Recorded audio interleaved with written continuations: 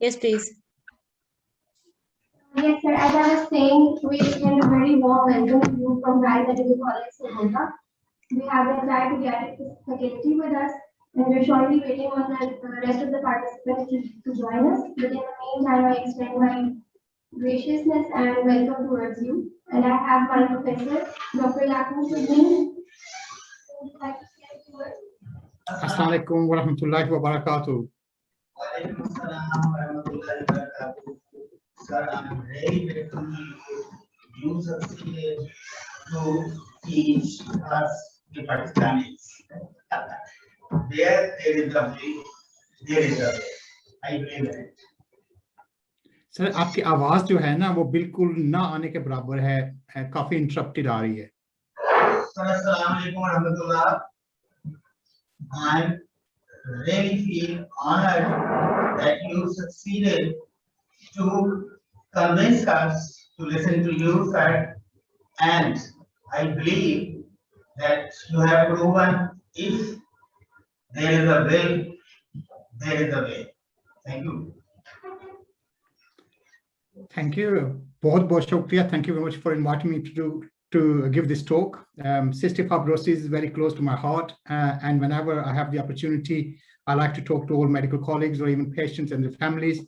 And we actually run a WhatsApp group as well to provide the online service, a medical advisory service to all the patients who are in the group in Pakistan. So it's my pleasure to be here and my first time to be talking to the colleagues in Rai Medical College. And I'm really pleased that you've taken this initiative to invite me to do this.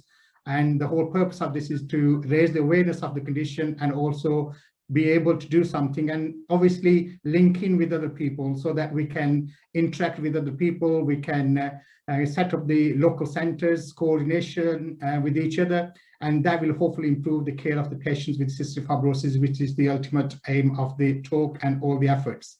So thank you very much indeed for inviting me. I'm Ali Akbar. I'm based in the UK.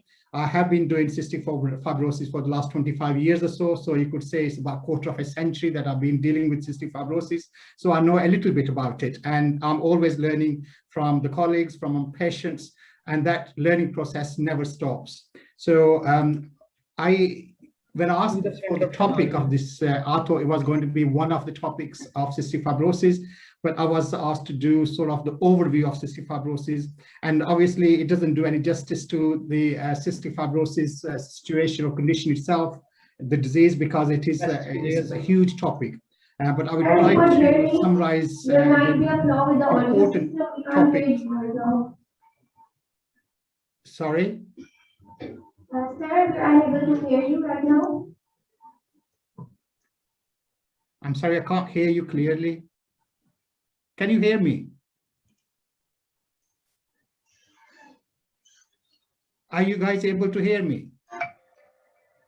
Dr. Zubia, are you able to hear me, please? Yes, I can hear you loud and clear. Are people in the conference hall able to hear me as well, please? Yes, we're able to hear you now.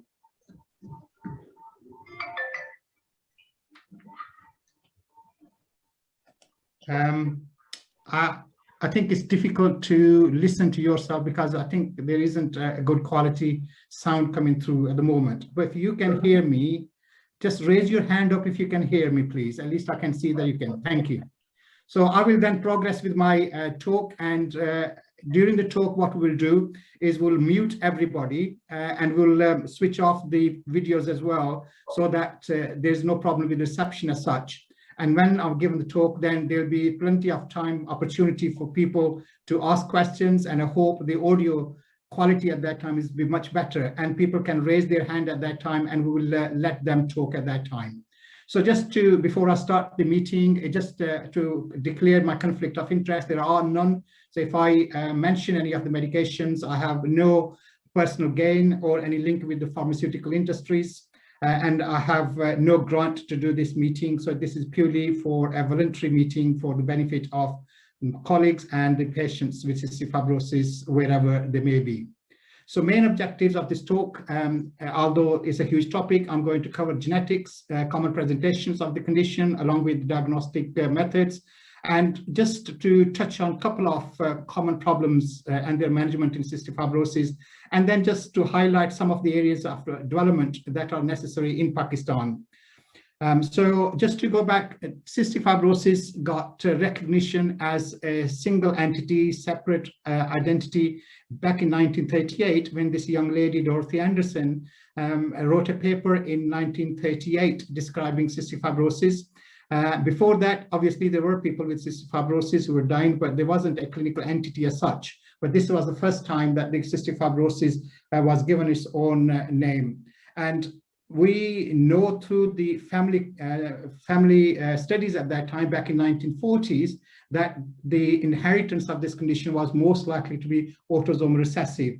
But it was about 50 years afterwards, back in 1980s, that people recognized that the gene that affects the cystic fibrosis, causes cystic fibrosis, is located on the long arm of chromosome 7. And it was back in 1989 that they discovered this CFTR gene, which causes the shift of the chloride molecules from ions from within the cell to the outer aspect. So that was the sort of 1989, the first time that the CFTR gene was described. And since that time, there's been a huge leaps in the knowledge of cystic fibrosis. And just considering and talking about the autosomal recessive condition, it is usually when both parents are carriers. So they themselves, being carriers, are not affected by the illness, but they are able to pass on the condition to their offsprings. And the chances are that 25% or chances of each pregnancy is that 25% of the pregnancy outcome would be that the child will have cystic fibrosis. There's a 50% chance that the offspring will be a carrier, and there will be 25% chance that they will be perfectly normal. So if you put that into context, then each pregnancy carries 25% risk of being affected with cystic fibrosis, and 75% would be normal babies, although of those 75, 2/3, 2 out of the 3 possibilities, there will be carriers, and 1/3 would be totally normal babies. But that risk is for each pregnancy. It's not to say that if somebody has had 1 child with cystic fibrosis, the other 3 are going to be normal. And that misconception just needs to be clarified at this stage. Just talking about the carrier status, genetics normally allows the survival of the fittest, and that was the Darwin's theory of survival. Because if there isn't any, somebody's not fit, they're not going to live. And basically, this mutation, which is a carrier or autosomal recessive condition, it has to have some benefit, some protection to survive in the community. And just like sickle cell trait, which tends to protect against malaria, it gives benefit to some patients, and the benefit to the patient, the carrier patients, the CF carriers, is supposed to be, or thought to be, against protection against cholera, for example. As you know, cholera causes diarrhea, and the status, the carrier status, actually protects them from losing water, so they don't get diarrhea as such. So it protects them with them. Similarly, it causes changes with typhoid, and typhoid, it is the cells, the typhoid itself receptors, which are linked with the CFTR gene within the intestines as well. So it protects against that. And also there's a theory that it may protect against TB. So there is some benefit in having the carrier status, but obviously not the disease itself. We know that cystic fibrosis is most commonly found in the West. It is the commonest life-limiting autosomal recessive condition in the West, and it affects about 1 in 2,500 births on average. There are some areas which the rate is less, and there are some areas which may be higher, depending on that. The highest rate in the world you will find in Ireland, where there is lots of CF patients with that, and more than 1 child within the family in the world is found in Ireland. But it tends to affect all socioeconomic groups. It's not just restricted to a certain country or certain group. And this is a picture of our ex-Prime Minister in the UK back in 2006, when they had a baby born called Fraser, who had cystic fibrosis diagnosed at the age of 4 months. And he was Prime Minister at the time, and we thought, right, now that his son has got cystic fibrosis, there'll be huge funding or interest in cystic fibrosis, but unfortunately that did not happen. The CF Trust still runs on charity. So this disease is a global disease, it's found everywhere, and we estimate that worldwide there are about 100,000 patients. Majority of those are in the West, and about 30,000 or over 30,000 are in America or Canada. There are about 20,000 in Europe and over 10,000 in UK itself. What is the number in Pakistan? We actually do not know, because we do not have any registry, we do not have any data collection or any statistics available on cystic fibrosis. And quite a lot of children in Pakistan die of malnutrition and chest infections before any diagnosis is reached. But I'm pleased that over the last few years, people are becoming more aware of the condition itself. They are thinking cystic fibrosis as a differential diagnosis of those children who are presenting with failure to thrive and chest infections. And therefore, we are picking up children sometimes from quite early age, within the first few months of life as well, although still some children are being diagnosed in later childhood or even early adolescence. The overall incidence of the condition in Europe, as I said, it is in 1 in 2,000 births to 1 in 300,000 births. And then incidence in the rest of the world is less. Africa, 1 in 7,000, Middle East, I'll show you a slide in Bahrain and Saudi Arabia, but it is 1 in about 4,000 to 1 in 15, 16,000. In Japan, it's very rare indeed. And some estimates say there's 1 in 3,500. 350,000 births. So incidence is variable throughout the country. Some of the figures that I do have from literature: Bahrain, 1 in nearly 6,000, Jordan, 1 in 2,500, similar to UK, Saudi Arabia, 1 in 4,000, and Asian countries, 1 in 10,000 to 1 in 30 to 40,000. And that number is very huge range, and that's purely because we haven't got any statistics, and the numbers are based on some of the studies in the West, in the UK, America, and Canada. And this is the Canadian numbers, where they had 381 Asian patients, CF patients, out of which 15 were Asian, 11 were Indian, 2 Pakistani, 2 Sri Lankan. So it depends where the population is concentrated, and therefore doesn't necessarily reflect the whole picture of the population elsewhere in the country. The incidence in, as I said, in UK estimates is 1 in 10,000, Asian in American, and of those Asians in America, it was mostly Indians, and there was 1 in 40,000. So overall, people feel that there's possibly the incidence of CF in Pakistan is around about 1 in 10,000 to 1 in 30,000. And based on that number, I've just sort of calculated some of the numbers in depending on the births in Pakistan. I've got sort of 2020, 19, 18, and 17, 4 years of births in Pakistan. These numbers are in thousands.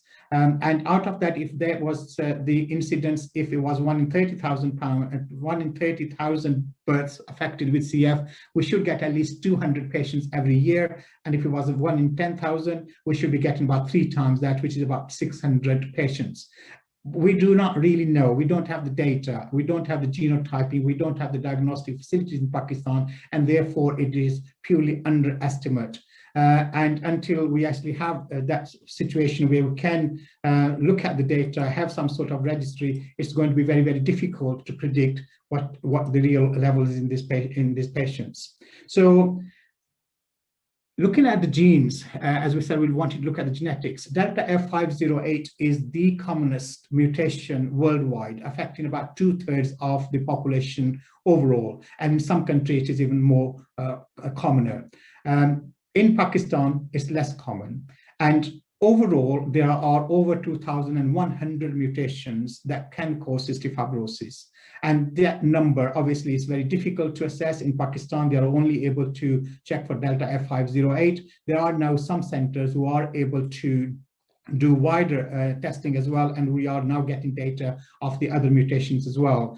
So with time, we will have more information on this as well, but currently most of the places are only able to do Delta F508, but that Delta F08 is only found in about 33% of the patients, as opposed to 2/3 of the world, having delta F508. In Pakistan, it is 1/3, so it's 50% less than the rest of the world as well. But that is, it may be due to the lack of data. What this gene mutation does do is that the protein is made within the nucleus, and there may be defects within the mRNA. But once this protein actually gets out of the nucleus, it goes through the endoplasmic reticulum to Golgi apparatus, where it is sort of fixed, and then it makes its way to the epithelium within this airway surface. And that is where it controls the chloride transport. And if, for example, these chloride channels are closed or deficient, not able to get the chloride across the epithelial cells, then the chloride stays in there, and it therefore keeps the sodium with it, and therefore the water, and the surface of that epithelial cells becomes quite dry, the mucus builds up and becomes quite thick. And that is the reason for thick mucus in the lungs of the CF patients, which then becomes infected. So other purpose and other good benefit of knowing mutation is that they are able to now split within the nucleus to the epithelial cell, where about is that defect, where is that defective protein sitting, and then certain medications are being directed to help those processes to get the protein to the surface and open up the chloride channels. So if, for example, you look at this model here, this is the nucleus, which produces a normal full-length CFTR that goes to the endoplasmic reticulum, gets processed in the Golgi apparatus, and becomes quite mature and sits in the epithelial cells, where it very freely allows the chloride ions to go through, and everything is pretty normal. Now in type 1, and there are currently 6 and possibly 7 different mutation-specific groups that have been described. So in group 1, basically there is no stable protein found. So there is sort of a stop codon somewhere, and the messenger RNA is not able to make complete protein, and therefore it never makes it to the endoplasmic reticulum to be fixed or go on to the epithelium. So it's basically the lack of protein itself, complete lack of protein. In type 2, there is, this also includes the delta F508 mutation. The protein is made, but there is a 3 base pair missing from that, and therefore it's a defective protein, and that defective protein causes problem with its folding, and therefore when it's folding, it doesn't get transported up to the Golgi apparatus and gets destroyed before it reaches there by the proteases within the cytoplasm. So there is no protein reaching up the epithelial surface to conduct the chloride ions through it, and that is sort of the delta F508 belongs to that. There is other mutation that tends to affect where the protein actually does make it to the epithelium, but it doesn't open up the channel. So protein is made, is transported all the way across the cytoplasm into the epithelial surface, but the actual channel itself is blocked, so it doesn't allow there. And this is very important because these are the some of the mutations where medicines have been now produced, which can actually open up these chloride channels. So this is why it is important for these mutations and the groups of mutations. Then there's a group 4, which similarly to this one, the protein does make it to the surface, but it isn't as good as you see normal. So there's lots of chloride channels being opened up, and the chloride molecules, ions going through. But in this one, there's a reduced function. There's a defective channeling of that. And then you get the other one where it actually gets into there, but it is sort of, protein is not made as much, it's a reduced synthesis. So the cytoplasm doesn't have enough, the nucleus doesn't make as much protein, there's a reduced, so it's a normal protein, but the number of the protein molecules within cells are reduced. And then the final bit is where again it's a normal protein, but what it does is it's broken down within the cells. Very, very quickly, so it doesn't stay there long enough to be effective. So these are very useful categories of the mutations or groups of mutations, because the individual medications that are now coming through, the mutation-specific medications, are useful in this group. And as I say, the benefits of these are that we can look at these genotypes and phenotype, because these mutations, depending on what mutation it is, it may affect the patient quite differently. And the worst one, for example, in group 1 1 and 2, they never make it to the surface, and they are likely to be the severe things. The other thing are where there may be the blockage, which can be opened up, or the protein is there, but is not necessarily fully functional or is destroyed. There is some function there. So the phenotype may change according to genotype. And that is one of the benefits of having these mutation-specific groups and how they are working. Now, just to looking at this phenotype-genotype relationship, when there is a CF mutation, that is ultimately going to cause the symptoms. But that is not the whole story, because there are environmental factors. These environmental factors, for example, if somebody it doesn't get exposed to the infections, they're not going to catch the infection. Just like we have coronavirus at the moment, and we're saying wear the face mask and stay at home, don't mingle with people, and you're reducing the risk. So if, for example, you do have the CF mutation, but there isn't environmental infections around, then you are not likely to get that infection, so you're protected. Similarly, there are other genes within the cells, what called the gene modifiers. So these are the genes that have effect on the CF mutation itself, and they can alter its behavior. It is just like living within a family. A child says does something naughty, and there are different people within the family who stop them from being naughty, and they will have their different ways of doing it. Some will shout, some will beat, some will do other things. Some will give him love and cuddle and say, please don't do it again. So these genes are similar to as the family members that can influence the bad genes, for example. And then there are obviously intervention, and these interventions are what we do as medics to reduce the symptoms or to prevent the symptoms happening in the first place. So these genotype-phenotype relationships are not just gene dependent, but they are dependent on many other factors as well. And the other benefit of knowing the genes is that it gives the opportunity to establish antenatal diagnosis. Now, certain religious cultures or communities may not accept that. And the fact that the number of CF patients is the highest in Ireland is because they do not accept, or now they're changing, cultural is changing there as well, but they did not accept abortion, for example, and therefore they were having families with more than one CF patients. But nowadays, they are legally able to have abortions, and therefore they can have antenatal diagnosis, and if the baby is affected, then they can opt to have the abortion and therefore not have the second baby with the same problem within the family. So antenatal diagnosis is available. And also one can use the mutations for risk assessment in families who are considering cousin marriages, for example. And this is similar to thalassemia, for example, in Pakistan, which is quite common. And there is some regulation, although it's not obeyed properly, but people should be testing their thalassemia status so they are not having the thalassemia disease children. And similarly, one can talk about the cystic fibrosis condition as well. And then, as I mentioned, there are mutation-specific modulator treatments. And these treatments are as such. So they started back in 2012, about 9 years ago, with ivacaftor being the very first drug that became available. And it was only useful for that gating mutations that was in group 3 and group 4, where the protein was able to get to the epithelium, but was not able to open up, or if it did open up, it wasn't as effective. So it was those mutations which only accounted for about 4.5% of the overall CF mutations, and this medicine can be given to babies from 6 months onwards. And I've seen some of the results for these patients in our center. It changes the life of these patients, and ultimately it's a hugely, all these medications from Pakistan rupees terms point of view cost about 2 to 3 crore rupees a year for the life of the patient. So it's a hugely expensive medications. But in the West, the way to look at it is that if you can spend this much money on the patients, they'll have better education, they'll have better job, they'll be earning more money, they'll be contributing tax to the government, and government will eventually get that money paid back to them in time. And that obviously doesn't quite happen in Pakistan as such, as people have all the methods. I'm not going to go into tax evasions in Pakistan, but all those things happen.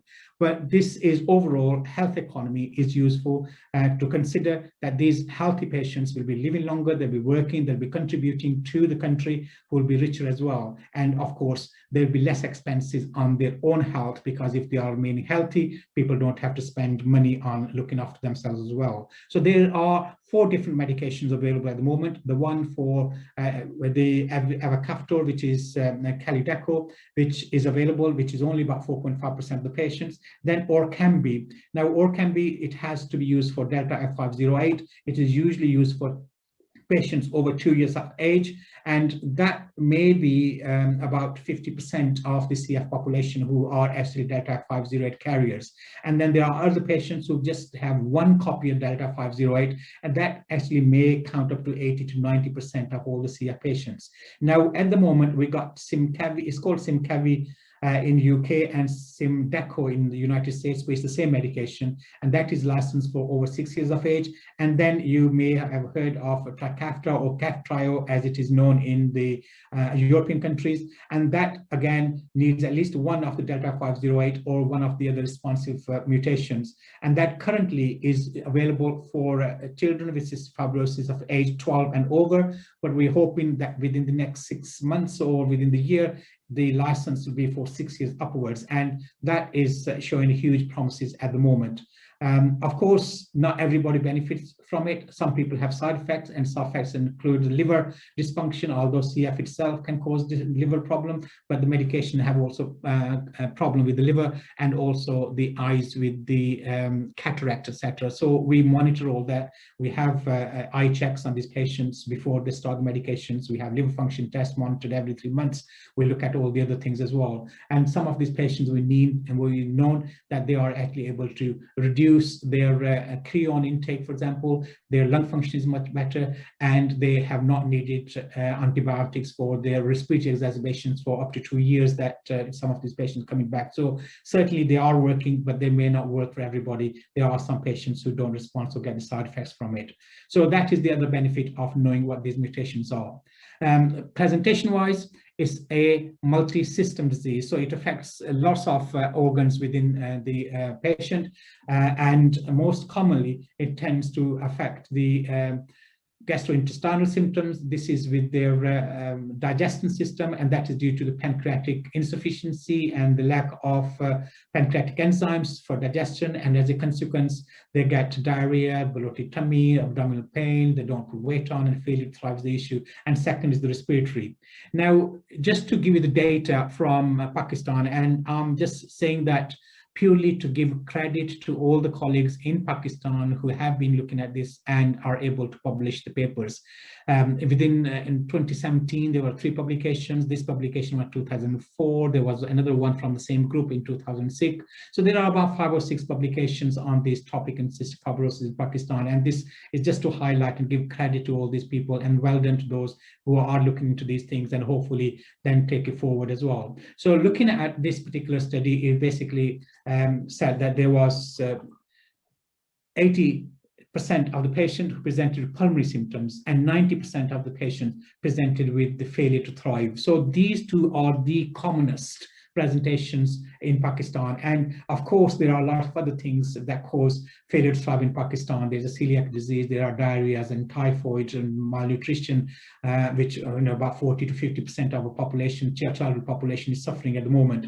And there are a lot of other causes of chest infections, pneumonias, viral infections, TB, and probably primary ciliary dyskinesia and genetic diseases. So there are other causes of that, but one needs to consider cystic fibrosis and keep it in their mind. And if there are both intestinal and respiratory symptoms, then please do think of cystic fibrosis, because that may be quite useful for patients. This other publication back in 2006 from the same group as the previous study, they again picked up on the 80% of the population having pulmonary problems, and 70 to 84% having failure to thrive.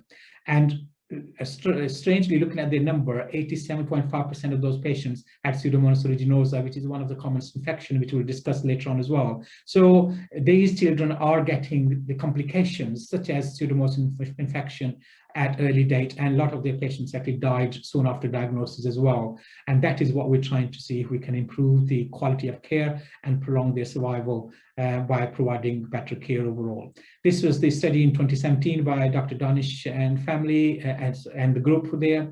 And basically, again, there are neonatal presentation, there are respiratory problems and gastrointestinal problems. And they, again, looking at that figure, they looked at the failure to thrive was quite a, not a number of the patients there, but overall, when you add it up, there's quite a bit. But this was looking at the respiratory patients, respiratory symptoms. About 70% of these patients had respiratory patients. And when you look at into the small print, then they say 86% of the patients presented failure to thrive in their cohort. So again, respiratory symptoms and failure to thrive are on top of the presentation. This was another presentation from another group looking at, this is the Lahore Children's Hospital, Dr. Iqbal Bano's publication. Again, respiratory involvement in here in 10 out of the 12 CF patients, which is 83% of the population. Gastrointestinal symptoms, again, quite a lot of those as well. And failure to thrive, 9 out of 12 patients had failure to thrive, which is 75%, 3/4 of had failure to thrive. So similar patients, this is from the northern Pakistan, from Islamabad side. And again, they picked up recurrent pneumonias in 77% of the patients. There was failure to thrive in 72% of the patients. So I'm just highlighting this and giving credit to these people for doing these studies, but they're repeatedly saying that failure to thrive and respiratory infections are the commonest symptoms in these patients. So if you look back into the history, back in 1940s in the UK, for example, this was exactly the same condition what we have in Pakistan at the moment. Children were dying before they reached the school age. And that was a big concern. But 1940s, and you remember, that was when the penicillins were being discovered. And with the penicillin being discovered and Staph aureus being the common chest infection at that time, things started getting better. But subsequently, we found that CF can present in the neonatal period as well, and 10 to 15% of these patients are born with meconium ileus, and these children are quite sick at the time of the birth with the abdominal distension, the vomiting, and no bowel action, and quite a few of those may need surgery, or others may need the clear out. Failure to thrive, this is one of my patients, which was picked up at the age of 14 months. And as you can see, the weight was well below the 0.4th percentile line. And within a year of the diagnosis and the treatment, this patient's weight improved to the 50th percentile. So this is why it is important. And if these children are malnourished, then they unfortunately have more of the chest infections, because malnourishment predisposes to infection as well. They have more respiratory infections, and therefore the overall linear growth is also affected. So considering that one, so that was failure to thrive. Their chest infection is the other common presentation. And this is purely because there's a gene defect, and that gene defect causes the defect of the transport, and that transport leads to the chloride ion channel blockage, which causes depletion at the surface of the epithelial cells, and the mucociliary clearance is affected. That is the clearance of the mucus and the phlegm from the airway epithelial cells. And when that is congested, that is what causes the mucus obstruction within the cells that becomes infected. So these children produce thick phlegm that they are not able to expectorate themselves, or it becomes infected. And a vicious cycle then sets up. So there's a mucus production and obstruction of the airways that becomes infected. That infection in itself causes inflammation within the cell itself, which produces more inflammation, more phlegm, more infection, and eventually causes bronchiectasis and the lung damage. So this vicious cycle has to be broken, but this ultimately leads to lung destruction and causes death in about 80 to 95% of the patient who's come to respiratory failure due to repeated infection in the early years of life. And that is why it is very important to stop these infections in the early stage. And in the West, there's now neonatal screening, where people are now being diagnosed within 1 to 2 months of life, because everybody born in the West is now being screened for this condition. Now, apart from the respiratory and intestinal problems, these children can have other presentations, and these are distant intestinal obstruction syndrome, nasal polyps, And babies born with the conjugated hyperbilirubinemia, rectal prolapse, nasal prolapse, for example, infertility in adults, and there are some mutations which are not affecting their gastrointestinal symptoms as much or respiratory symptoms, but affects their vas deferens and blockage of those in male, for example, causes male infertility. Electrolyte disturbances, like we know that sodium and sodium and chloride channels are blocked, and therefore they affect the sweating, and they use a lot of salt within the sweat. And this electrolyte disturbance in fact came into existence back in 1948 when there was an episode of diarrheal illness going on, and they found that these children were becoming very hypochloremic and hyponatremic. And some of these patients had cystic fibrosis. And of course, there's a family history. If there is somebody known and somebody else is born with the symptoms, then that is another presentation of these children that you can pick it up. Now, how do you diagnose cystic fibrosis in these children? One is obviously clinical suspicion, and this is why the awareness of the condition has to be there for the medical professional to recognize if somebody is coming with repeated chest infections and failure to thrive, then please do think about it. Or if there's been family history of cystic fibrosis and somebody else has come with diagnosis. So clinical suspicion is the very first thing. And then one confirms the sweat test. Now, the gold standard is quantitative sweat test, but to my knowledge, all the sweat testing in Pakistan is conductivity test. It may well correlate it with, but this is internationally not the gold standard, but this is the only one available in Pakistan at the moment, and they have variable different cutoff points for diagnosis. There are some centers in that slide I showed you back in 2004 study, Usma Shah, they used 40 millimeter sort of conductivity at that time, or chloride at that time, to make the diagnosis, although internationally 60. And some are now used in conductivity of 90 as a cutoff point. And that is what is used in Lahore Children's Hospital, for example. So centers are not necessarily talking to each other or standardizing the sweat testing in Pakistan at the moment. So that's one of the other concerns.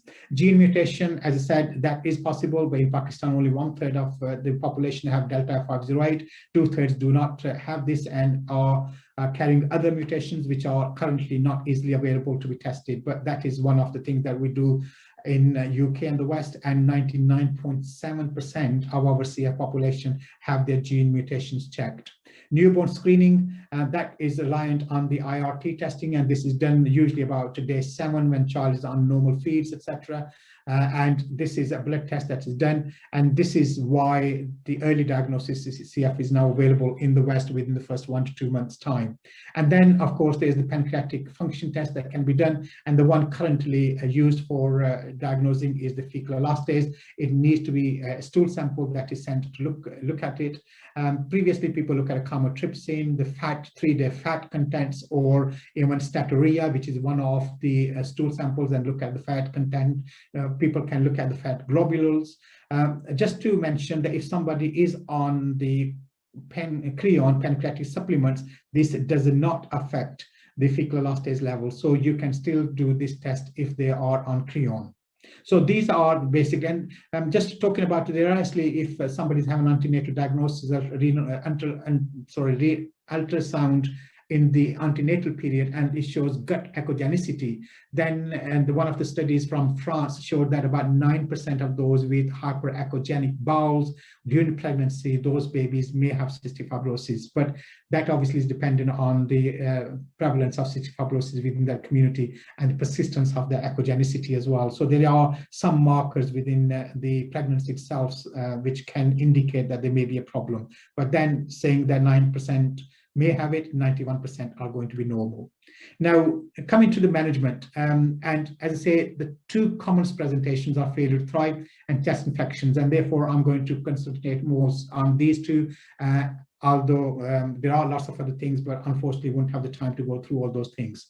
So with regard to the failure to thrive, the reasons the children fail to thrive is because they have increased calorie requirement through various reasons. It could be breathing, chest infections, using their respiratory muscles quite a lot, and also not being able to absorb the food, etc., maldigestion. So their calorie intake is usually 120 to 150% more than the average, and some suggests that it could be even up to 200% more than the average.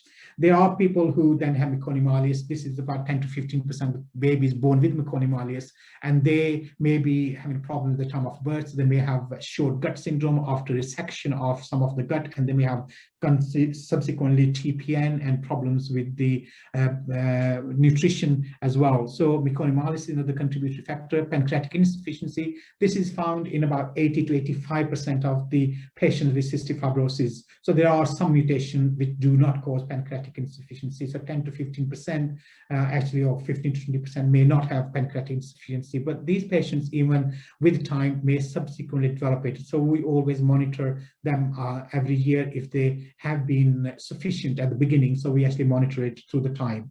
Gastroesophageal reflux is another presentation in these children. They are more likely to get it through coughing and breathing and abdominal distension. So they are more prone to have gastroesophageal reflux, and obviously the vomit, and therefore they don't retain the nutrition, and that can be a contributory factor for failure to thrive. Recurrent infections and all infections, any type of infection puts the body into a catabolic state, burning the calories, and therefore they lose quite a lot of calories or burn a lot of calories in fighting the infections or having to breathe faster during their infections, and that consumes a lot of energy, and therefore they don't pile on the kilos. CF liver disease and CF-related diabetes are the other complications of the conditions that account for failure to thrive. So when people are coming and having issues with their weight, despite the fact they are taking the pancreatic supplements, these are some of the things that you need to consider. Are there other components, elements causing the problem? Nutrition-wise, they need to have good nutrition, and if they are not able to do that, then they have supplementation through either the oral supplements, which they can have the juices and feeds and extra supplements and shakes, or they have NG tube put down if their appetite is not good enough, but NG feeding only if they're not refluxing. And if they are refluxing, or in the longer term, if they need the NG feeding, then gastrostomy feeding is discussed and option given to them. Now, I just sort of put down in yellow boxes, these are the additional people, the dietitians and the other surgeons. These are the people who make up the members of the multidisciplinary team, and everybody then chips into their bit and bobs as well. So these nutritionally, they have to be quite well looked after. And where nutrition is affected, because with pancreatic insufficiency is usually the fat malabsorption that is affected, because amylases, etc., are produced in the mouth and the other. So it's not necessarily the amylases, it is the lipases, which is the major deficiency or people get problems with. So therefore, vitamin, which are fat-soluble vitamins, which are A, D, E, and K, they may become deficient in that. And therefore, prophylactically, we supplement that with that as well. And we check the levels every year or whenever possible to make sure that they're not developing any deficiencies and they remain on supplements. Now, pancreatic enzyme replacement therapy, which is the Creon, which is the commonest one available in Pakistan, and that is dependent on the fat we take. Usually 5 grams of fat and 1 capsule of 10,000 units is adequate, but some people may need more, some people may need less, but that is something that needs to be started in early life to improve their nutritional status. And subsequently, if these patients have any liver problems, which they can get, then there are the liver medications that need, and obviously liver hepatologists are involved as well. And these, when they have the liver issues, then vitamin K is always given, which may not necessarily be needed if they haven't got liver disease.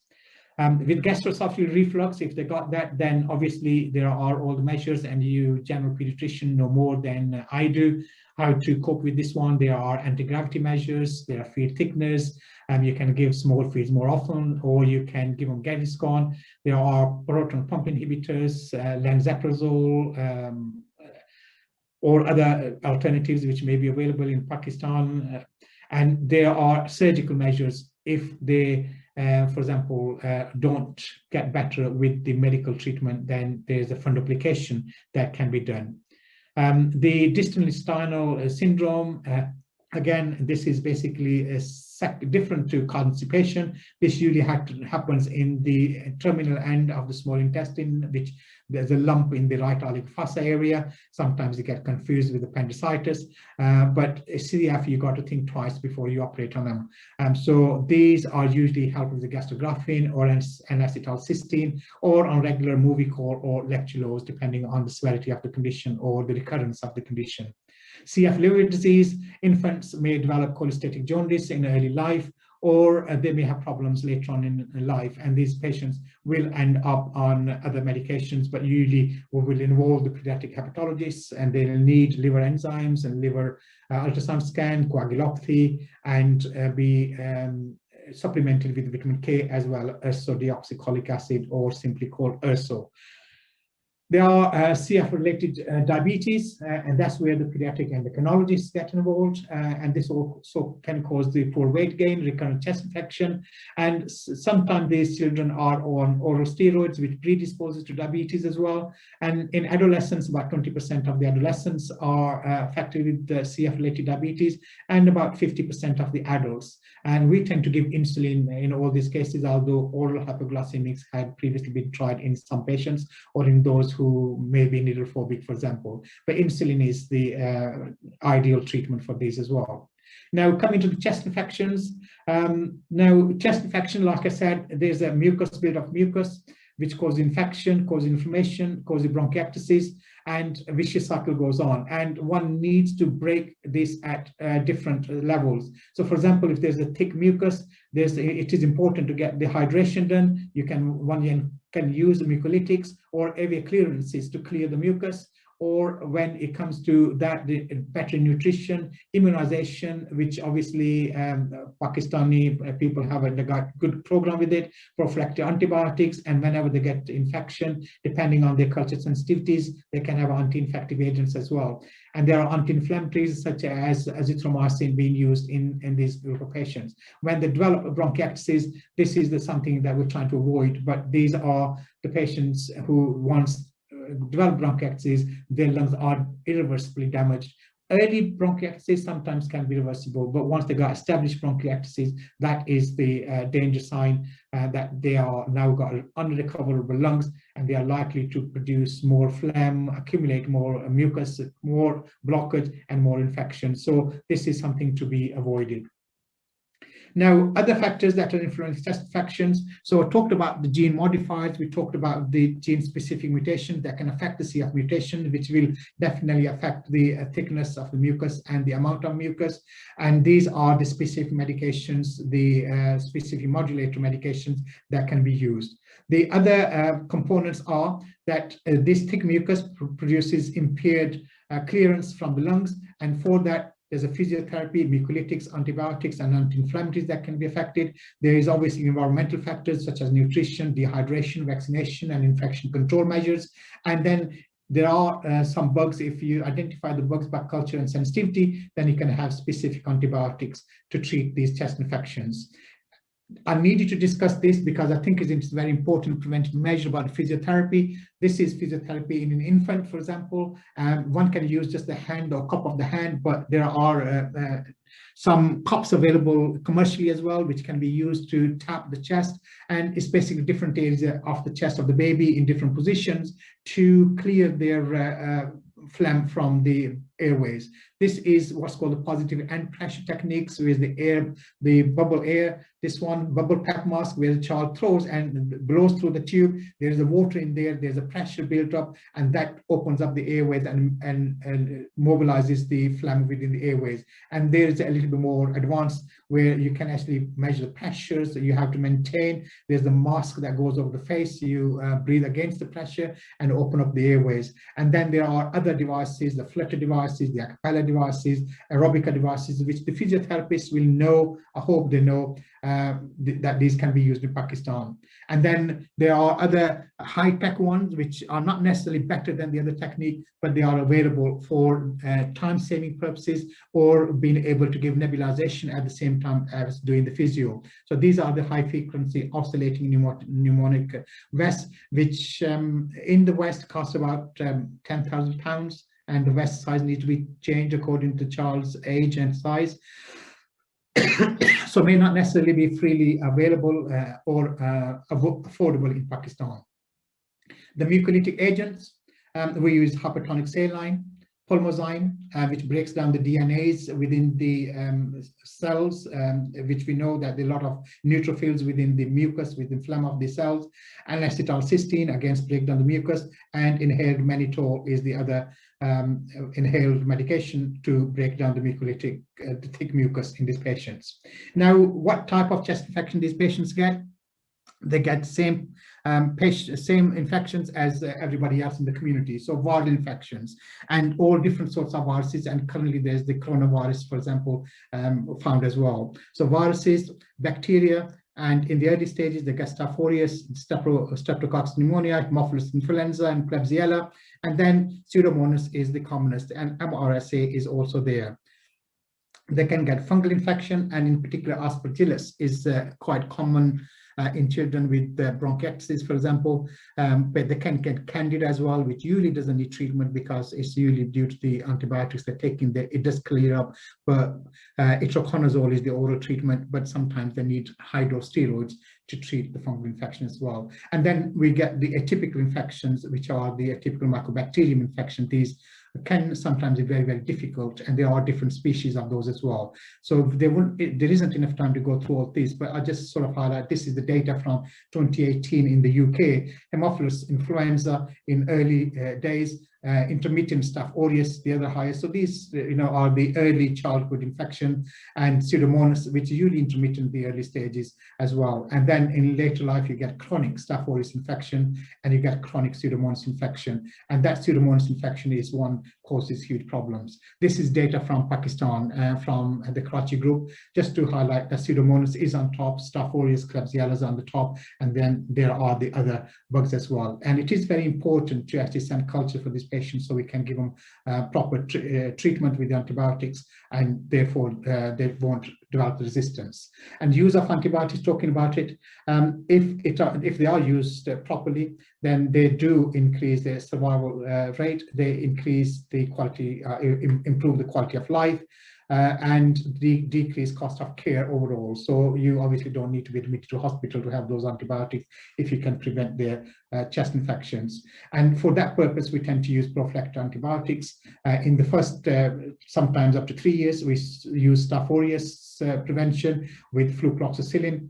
And later on, there are other antibiotics that we use, and this is the prophylactic antibiotics used commonly. So in early first 3 years of life, it's either flucloxacillin or Cormexiclab, which is Augmentin in Pakistan, commonly used there. And later on, we use trimoxazole, which is Ceftriaxone in Pakistan. And then from 12 years upward, this is the tetracycline, one of the tetracycline groups, or doxycycline is used. And all the way through from early childhood to the rest of their life, we actually tend to use azithromycin as an anti-inflammatory, immunomodulating, and antibiotic medication. And it's shown some benefits. I know there's a big problem about azithromycin in Pakistan and the fear that the typhoid resistance may be a problem, but I think if you want to use it selectively in these patients, then it's not going to be a huge problem for the rest of the population. And there are works showing azithromycin is significantly better in these patients. It does improve the lung function in these patients, and it does control the inflammation in these. And there's a lot of studies. I won't go through and read through it, but they are all there. Now, one of the main thing about antibiotics in cystic fibrosis, there are three main principles. One, start early, have a low threshold. So even when we know that the infection is going to be viral and there are other family members with the viral infection, we will start the CF patients on antibiotics, and that's purely because the viral infection, they will damage the epithelium and they get secondary bacterial infection on it. So we have low threshold, we use high doses. So these are the doses which are not commonly used, but it's almost sometimes 1.5 to 2 times the doses, but we only use twice a day, not 4 times a day. And this is to make sure their compliance with taking medications improved, and they are able to go to school, etc., without having to take the medication to school. And we use longer courses. So it's not just using azithromycin for 3 days as is normally recommended, but azithromycin will be, if we are using for therapeutic purposes, it will be for 2 weeks. If we're using the ciprofloxacin, it will be minimum 2 weeks, up to maybe 4 weeks. So the course of antibiotics is quite prolonged as well. Now, as I say, Pseudomonas is the commonest infection in these children, and that infection usually starts with non-mucoid and then becomes mucoid, and mucoid is the gel the bugs actually surround itself, and therefore it starts developing resistance from the antibiotics. And they do get high infection with Pseudomonas purely because one, the viruses, especially during the winter months, predispose the epithelium to the viral infections, leading to secondary bacterial infections, and also the viral infections actually decrease or damage the cilia as well, themselves as well. Airway clearance is affected. The CF patients have increased receptors for the Pseudomonas bugs. They also have increased affinity, which means if the Pseudomonas sticks to the target receptors, then it's difficult to get rid of it. And also there are intrapulmonary antibiotics, naturally happening antibiotics called defensins, and these are lacking in the CF patients. And therefore these factors predispose them to common infection with Pseudomonas. So there is a need to make sure that we monitor their secretions regularly by doing regular culture and sensitivities, which we do every 2 to 3 months in the West, which obviously doesn't happen because of the cost and the facilities available. And therefore we can actually have a treatment, but those treatments for Pseudomonas may vary from country to country and from center to center. And there isn't yet an optimal best treatment, and everybody therefore may have some variation within the approach. And whenever we need to give IV antibiotics for Pseudomonas, we tend to give 2 antibiotics because of the early experiences in early 1991 in Liverpool Centre in the UK, when they were just using ceftazidime. There was a lot of resistance developed, and therefore now we tend to use ceftazidime, 4th generation cephalosporins, along with the aminoglycosides, usually tobramycin. So we use 2 antibiotics to prevent any resistance developing. Now, if it is the first isolation, there are 2 options. Generally, as I said, the centers actually do different from one to the other, but there are generally 2 options one can follow through. Option 1 is if the child is well, they can be given oral ciprofloxacin for 3 weeks, along with nebulized colamycin for 4 months. And if the child is unwell, then they have intravenous antibiotics, which are 2 antibiotics for minimum of 2 weeks, along with nebulized colamycin for 4 months. And every month they have their cough swab checked, or their sputum checked. And if they are growing Pseudomonas, then we carry on with the medication. If, for example, they have cleared for 3 consecutive ones, then they are labeled as eradicated, and their nebulized medication be stopped. Failure to grow clear cultures is failed eradication, and the nebulized treatment can be continued. And that's option 1. Option 2 people, what they do if the child is well, they give him oral ciprofloxacin for 3 weeks, which is similar to group 1, and then they give him nebulized tobramycin twice a day for 1 month. If child is unwell, they have intravenous antibiotics for minimum 2 weeks, just like the option 1, plus the nebulized tobramycin. And then they, at the end of that, or 1 to 2 weeks after that, they have spontaneous sputum or induced sputum checked. And depending on that sputum, if it's negative, then they do bronchoalveolar lavage. So this involves doing bronchoscopy on them. And if that is negative, then they are labeled as eradicated. And the reason for doing bowel is because sometimes if you are doing throat swab or you're not getting good quality sputum culture from them, then that may be false negative. So this is just to give in extra credibility, scientific evidence to say you actually taken samples from the lungs and that's negative, and therefore you can assume that it is eradicated. If that bowel is positive, or their sputum culture or cough swab is positive from early on, then they are failed eradication. And for those who fail to eradicate, if they are infant or unwell, then they receive intravenous antibiotics. If they're older children and well, they receive further course of oral ciprofloxacin, and then they are also given nebulized colamycin, tobramycin, or alternating combination of those for another 3 months and followed through. So these different ways of doing it, and I think this has to be dependent on the availability of the medication, affordability, and the experiences of the local doctors and centers in Pakistan, how they're going to treat and monitor it. But longer term nebulized antibiotics, what we have at the moment is coloamycin, tobramycin alternating with colomycin, and aztreonam or aztreonam alternating with colistin. So these are the sort of the nebulized antibiotics available in the West. And in particular, if there's a regrowth of Pseudomonas aeruginosa within the first group, we give colomycin, which is colistin. And if they are already on colomycin, then we change them to colistin, tobramycin, alternating every month.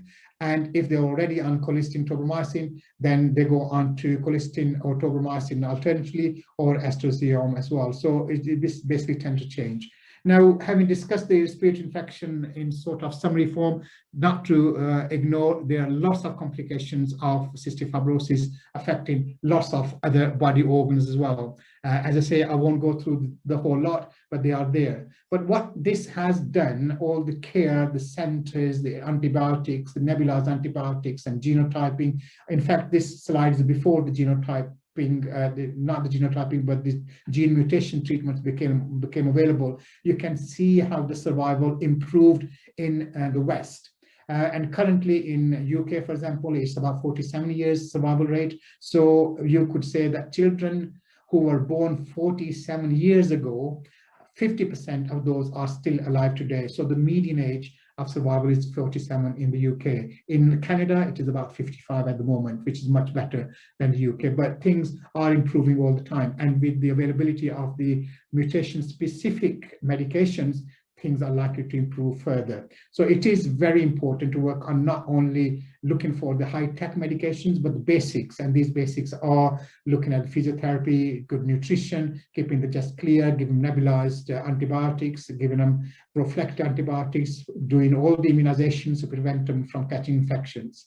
And that takes me to what we really need to do in Pakistan. I think there's a huge need for education and training at both at undergraduate and postgraduate level. And this is through seminars and conferences and doing audit and research and collaboration, centers actually talking to each other, the colleagues talking to each other, having networking. And that is very important to do that, and establishing CF centers. And whether they could be in the big centers like Children's Hospital Lahore or in Sargodha or in Multan or Karachi. One needs to have the availability of all those people who do understand or some understanding of cystic fibrosis, and they can network.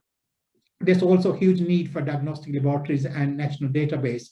So people need to be able to, laboratories need to be talking to each other, microbiology labs need to be talking to each other, what cultures to say, how to take the sample, how the physiotherapists can help taking those samples for us. And then having some standardization. I know people do culture and sensitivity, and these sensitivity tests may be dependent on which drug company is possibly visiting the microbiology lab and asking to use their antibiotics for sensitivity. And therefore, when the report is generated, only their antibiotics show up on the sensitivity, and therefore people are more likely to use that antibiotic. So people need to come out of that, have some ethics as well, talk to each other, use the antibiotics or the tests which are appropriate for the patient and for the best care of the patient, rather than being influenced by the drug companies, although drug companies are needed there to facilitate sometimes the learning, training of these patients as well. But I think we need to have our mind open for the patient care. And then we need to be liaising with the pharmaceutical agencies to have the provision of these medications available in Pakistan at affordable rates, and possibly manufacturing these medications within our own country, which will be cheaper than abroad. But this all that take long time, lot of effort, but unless we think about it, it's going to be difficult to go through.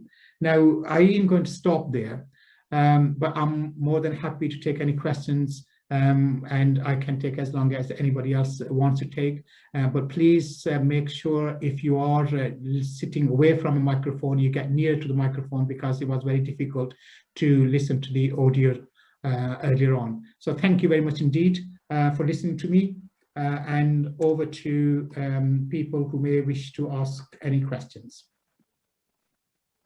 Sir, thank you very much. Very comprehensive talk on cystic fibrosis.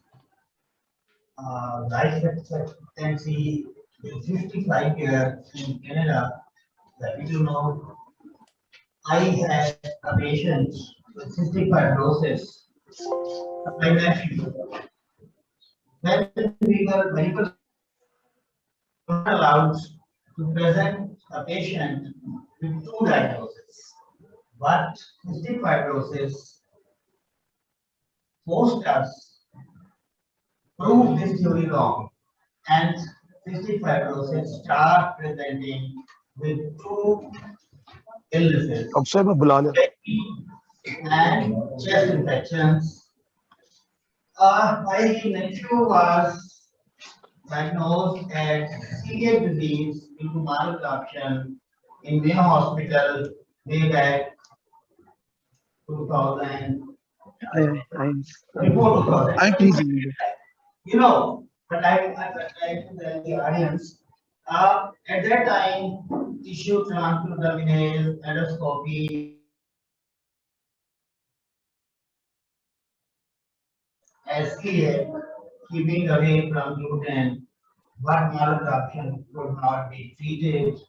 We blame the patient that there is some problem with compliance, but actually he was case of fat malabsorption, and cystic fibrosis was suspected when we had sweat chloride test at marginally raised. Later on, he presented with pneumonia, and pneumonia was prolonged. And as per Pakistani protocols, he was put on ATT. But again, he had pneumonia, and again, he had kept on developing pneumonias.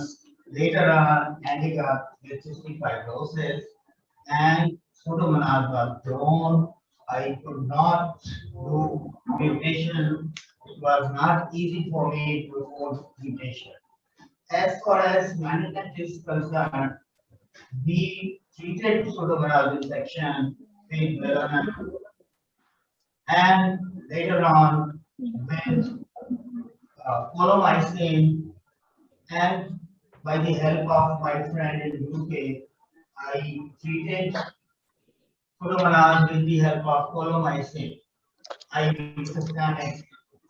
I was of the idea that this nebulization with polymyxin and TOBI should be continued, but I could not get consensus on it. He was examined by two consultants in CMH Rawalpindi and one consultant for the foundation. He has been treated for fat malabsorption in children's hospital. Yes, we have seen children dying with recurrent chest infection at children's hospital, ultimately ending up with bronchitis, which was difficult to manage, and they used to die. The age was described. My nephew survived up till the age of 23 or 24 years, died in Gulab Devi chest hospital, chest unit of that hospital. Polymyxin and TOBI nebulization could not be continued due to failure of consensus. I arranged crayon, but in Pakistan it is not available easily. It is smuggled, but I managed it. But you know, ultimately we had to admit that we are limited. So what the resources? It was the absence of tissue transglutaminase and documentation of venous atrophy or endoscopy. That's why he was diagnosed wrongly as celiac. But we easily put blame on the patient that there is something wrong with compliance, but actually the diagnosis was wrong. Dr. Ali Akbar can take you to the mutation, receptors, and treatment at the genetic level. And life expectancy, he has documented at 55 years in Canada. So we should try our best, but humans are limited. According to our resources, we also have to see the budget of the parents, because polymyxin and nebulization with Nelson being treated at ICU of the Park Hospital cost very big amount. if it has to be repeated 3-4 times, then you have to weigh the risk over benefit ratio and cost effectiveness. So our resources are limited. We are trying to do the best in our circumstances, and Dr. Ali Akbar has done the best in his circumstances. So keep it up, sir. Thank you very much. Jazakumullah khair. Thank you, students and other who are still enthusiastic to provide coverage better than this. So thank you very much indeed. It's always sad to see one's own beloved ones losing life through this disease. When there are lack of diagnostic facilities and you go from one center to another center and you don't get anywhere at all. And this is one of the reasons why for the last 15 years, I've been actually knocking on lots of doors and asking them to do something for the sake of these patients in Pakistan. And I'm pleased that people are listening, like yourself, having organized this meeting, raising the awareness. And therefore, people will be thinking about this differential diagnosis in the future and think of these additional medications. Just want to point out that we are actually, we work as a network in Pakistan. I run this WhatsApp group. I run a WhatsApp group of the CF patients where there are medical colleagues, physiotherapists, and also the dietitians in the group as well. And we also have our YouTube channel, and there are over 40 videos uploaded. So what I've given you in 1 hour, we got 1.5 hour, about 40 odd videos, all about cystic fibrosis, different aspects of cystic fibrosis, uploaded for the benefit of the patient with cystic fibrosis. So if you get the time, if you just go and look at Pakistan Cystic Fibrosis Sport Network on YouTube, you will find lots of videos there and they'll be helpful. If anybody wants to join my WhatsApp group or have a patient who wants to join the group, then you will find my contact number through the colleagues who are sitting there or maybe on the system. So I'm more than happy for anybody to pass on my personal mobile number, because that is the only mobile number I have, and I have no problem with talking to people, patients or their carers, about cystic fibrosis. Obviously, there's a time difference, so don't call me every time. Just sort of let me know when you want to call and we can talk and negotiate a time. But I'm available, my team is available, we are all available and working towards for the better care of the patient. So thank you for listening, and if there's any more questions from the audience, the young colleagues sitting there, the budding specialists, then I'm more than happy to answer. Sir, I have a question. I am Dr. Muhammad Arshad, consultant pediatrician. Sir, am I audible? Yes, I can hear you, sir. Okay. Sir, first, it's always worth listening to you for the pulmonary problems. And I always learn the new things and the new strategies from you as a participant, as a one of the component of your WhatsApp group, one of the representative of different forums in your talks. And I always feel glad that you always give some new information, some new data. I have one compliment and one question. Yeah. My compliment is this, that we people are now getting more awareness about the cystic fibrosis, and the credit goes to many of the people here in Pakistan, but obviously you deserve the most because you raised a lot of education about the awareness of cystic fibrosis. So one thing I want to share, that all the suspected patients in which we are having some clinical or some lab parameters to predict as a cystic fibrosis, we are sending them to the children's hospital for their sweat chloride test. And if their sweat chloride test turns out to be positive, Professor Dr. Umar Shid and our team is sending the genetic analysis. So one thing I want to share, and you are part of that team, and I know you must be knowing all the protocol, and I just want to share for the team of Professor Yaqoob and all the listeners here, that all the suspected patients with CF must have the basic workup done. And if you are having strong clinical suspicion or your lab parameters are suggestive, like stool pancreatic elastase or your chest X-ray or certain culture findings are favoring the cystic fibrosis, you can send those children for the screening of the cystic fibrosis as sweat chloride test, and later on they can get their genetic analysis done. So we can increase our number of patients by means of diagnosis. So I want to share with you that this is one of the protocol we are following in our patients, whether we are getting our at government sector or at our private sector. Second thing, the eyes don't see what the mind doesn't know.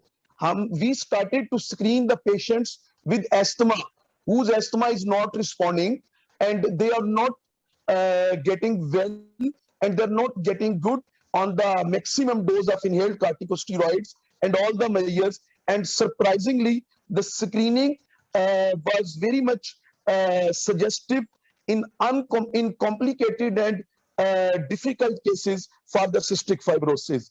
If we got their sputum cultures, they had the growth of Pseudomonas, and same for their X-ray findings. And in few of them, when they presented to us, we had the early bronchiectatic changes, but unfortunately, that is the time the train is missed. So I want to share that the patients with the asthma who are not improving or who are not showing a trend towards improvement, these patients also need to be investigated and screened, and later on genetic workup for the cystic fibrosis.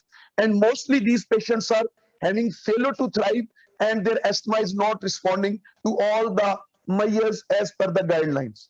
Now, one of my question is that what strategies you recommend to collect the sputum for culture sensitivity in younger children, categorically less than 2 years of age, because we don't have the availability of bronchoscopy here in Sargodha and all other measures. So what can be the what strategies you people adopt, because the sputum culture, other than many other diagnostic tests, is one of the main parameter to treat these patients. So I think I was a little bit lengthy, but my compliment is to give a take-home message that the patients are being screened, they are in genetic workup at the children's hospital, and amongst all the asthma patients, we would be looking for the CF patients, and we will obviously find and we will confirm them by genotype. And second, my question about the strategies to collect the sputum culture. Thank you very much, and thanks to Professor Yaqoob and his team. I feel really happy for Professor Yaqoob that he's doing all his best efforts about the education, about the awareness about pediatric diseases, and he's always having good contribution to our academics, and our PPA Sargodha group is always benefiting from his comments, his experience, and he is a learned senior pediatrician. We feel glad that he took an initiative and he organized a wonderful talk on the behalf of his department and his medical faculty. Thank you, sir. Thank you very much. Thank you very much, Dr. Khwaja Asher Saab. It's always a pleasure to hear from you. And you've been very at the forefront of the academic activities in Sargodha. So thank you for your contribution and your kind comments as well. I do want to say the same thing. I'm very much obliged to Dr. Professor Humacheema in Lahore. I do use her services, which were actually set up for the inborn errors of metabolism.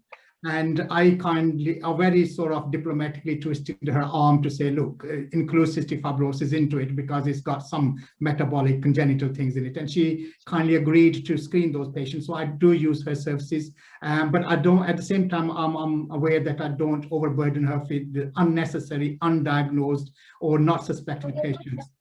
So very, very important that you actually use the services appropriately. Now, similar services are now available in PIMS through Dr. Nadia Waheed as well, that Dr. Humacheema does. So now I send the Islamabad and the northern parts to PIMS to Dr. Nadia Waheed, and the southern Lahore and those ones to Dr. Humacheema. And thank you to both for providing that service. And all to say that this genetic testing comes free of charge to the patient, where it costs a huge money. For the others, it is free of charge, but the one has to travel to those centers to have these bloods taken as well. So thank you to them. Second, coming to the difficult asthma patient, I think this is where I always say that we as doctors, we are also subject to getting the diagnosis wrong. And there is absolutely nothing wrong to put your hand up and say, let's review the diagnosis if patient's not responding appropriately to the medication you're giving. And certainly there are components in asthma, and the asthma is not getting better, and bronchiectasis, we don't get bronchiectasis with asthma generally. So, you know, you need to think about diagnosis. So we can be wrong, and therefore we need to review our diagnosis. Thirdly, with regard to the sputums that we're talking about, this is where I'm saying that we need to coordinate the work between the laboratories and microbiologists and the facilities that are available. In the West, what we tend to do is we actually do what's called the cough swab in infants at even young age. And our physiotherapists are well trained. They provide tracheal compression to the baby, and baby's mouth is open, and the tracheal compression causes the cough. And they have the throat swab that you normally use. They actually do that and put in the mouth, where it doesn't touch any side inside the mouth, but as the child coughs, that cough comes obviously from lower airways, and it's not as sensitive, but it is a good alternative. So cough swab is one. The other bit is the older children. We tend to do what's called cough plates. So we have 3 different media cough plates, agar plates, all in the clinic, which we ask the patient to cough onto. So we don't take sputums from them, but we just ask them to cough into that, because children at young age are not able to expectorate generally, and they swallow it. So it's very difficult to get the sputum. So cough swab is one, cough plates the other one. Now, some centers like Denmark, Danish Center CF, they do nasopharyngeal aspirate quite commonly, but it's quite unpleasant, and we therefore don't use that in UK. But the least one could do is a throat swab. And if throat swab actually growing Pseudomonas, it may be that they've got Pseudomonas in the low airways as well. If they got the normal throat flora, then one may ignore that, especially if patients are asymptomatic. But one would treat the symptomatic patients even on the throat swab. And when the children are a bit older and are able to expectorate, we can get their sputum, or if they are able to expectorate, we can induce sputum by giving 7% hypertonic saline. So these are the different methods, either throat swab in those who can't do anything at all, cough swab, cough plates, induced sputum, or spontaneous sputum, and then send those across to labs. But the labs need to know, and we need to say this sputum or culture is from CF patients, so they can look for Pseudomonas, because they do need different media set them up for the growth of those things and different sensitivities as well. I hope that answers your question. Thank you, sir. Thank you very much. Thank you. Very beautifully answered, sir. Thank you. Thank you. Any other questions, please? No more questions. This session will be concluded. So, message for my team: try to diagnose and try to manage. If you fail to manage, I will send patient to Dr. Fajar or Dr. Muhammad Yaqoob, and if not managed there, I will need to send to Dr. Ali Akbar directly. So, try to manage within your resources, because resources are again contracting. Again, resources are not available easily. So we'll try your best. Thank you very much, sir. Assalamu alaikum. Thank you very much. Wa alaikum salam wa rahmatullahi wa barakatuh. Assalamu alaikum. Thank you, everyone. Thank you very much.